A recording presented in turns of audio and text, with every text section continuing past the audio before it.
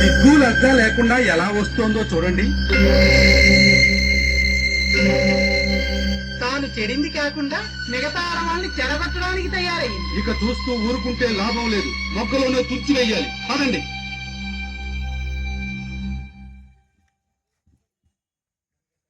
అగరే ఆగు, ఎక్కడికి వెళ్తున్నావు?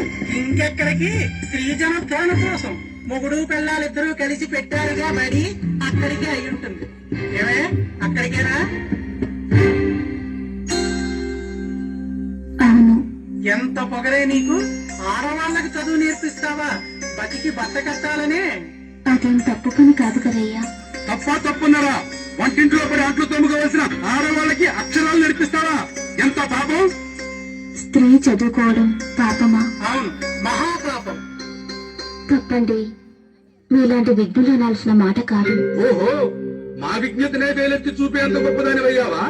అయ్యా, నేనేం గొప్పదాన్ని కాదు, సామాన్య స్త్రీని. మీరంతా పెద్దలు, వేదాలు చదువుకున్న విజ్ఞానవంతులు. ఒక ప్రశ్నకు సమాధానం చెప్తారా? మమ్మల్నే ప్రశ్నించేంత సాహసమా నీకు? తెలియని తెలుసుకోవడం తప్పు కాదు కదయ్యా. అదే అడుగు. స్త్రీ ఎందుకు చదువుకోకూడదో చెప్పగలరా? నా స్త్రీ స్వాతంత్ర మహర్షి అన్నాడు మనువు. చదువు నేర్చుకోవడం విజ్ఞానానికి సంబంధించిన విషయం. స్వాతంత్ర్యంతో ఎందుకు ముడిపెడతారు? వితండవాదం వద్దు. నీతో తర్క వితర్కాలు చేయాల్సిన అవసరం మాకు లేదు. ఈ రోజు నుంచి నువ్వు బడికి వెళ్ళకూడదు, ఆడవాళ్ళకి చదువు చెప్పకూడదు. ఎందుకో సరైన కారణం చెప్తే తప్పకుండా మానేస్తాను. వేదాలు ఘోషిస్తున్నాయి. ఏమని? స్త్రీకి విద్య అనవసరమని. ఏ వేదంలో రాసిందో కాస్త చెప్పగలరా? నీకు రుజువులు సాక్ష్యాలు మాకు లేదు. అవసరం లేదా, లేక అలా రాయబడి లేదా? రాసినవన్నీ నీకు చూపించాల్సిన అవసరం లేదు, మేము చెప్తున్నాం అంతే. క్షమించండి, నేను అడిగిన రుజువులు మీరు చూపించలేనప్పుడు మీ మాటలు విని బడి మూసేయవలసిన అవసరం నాకు కనిపించడం లేదు. అంటే ఏమిటే? మా మాటే కాదంటావా? మీరు అజ్ఞానంతో మాట్లాడుతున్నప్పుడు అవునని ఎలా చెప్పేది? ఏమిటి మాది అజ్ఞానమా? తిన్నారటయ్యా, ఎంత బరి తెగించి మాట్లాడుతోందో. ఇదిగో, ఇంత పొగరు పనికిరాదు నీకు.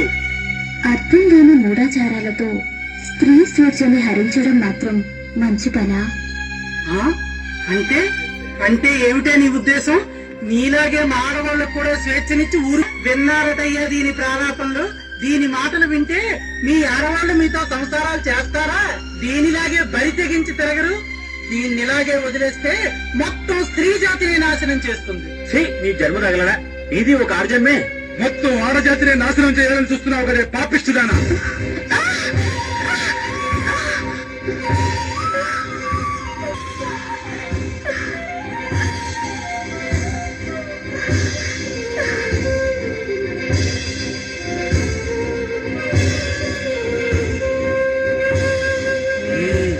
ఇదే చెప్తున్నా విను.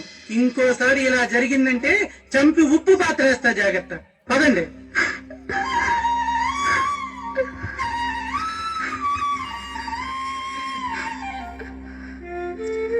అమ్మా సావిత్రమ్మ, నాకు చదువు చెప్పమ్మా. ఎన్ని అడ్డంకులు వచ్చినా నా లక్ష్యాన్ని నేను ముందుకే తీసుకెళ్తాను. నేను అనుకున్నది సాధించేంత వరకు నిద్రపోను. జై హింద్.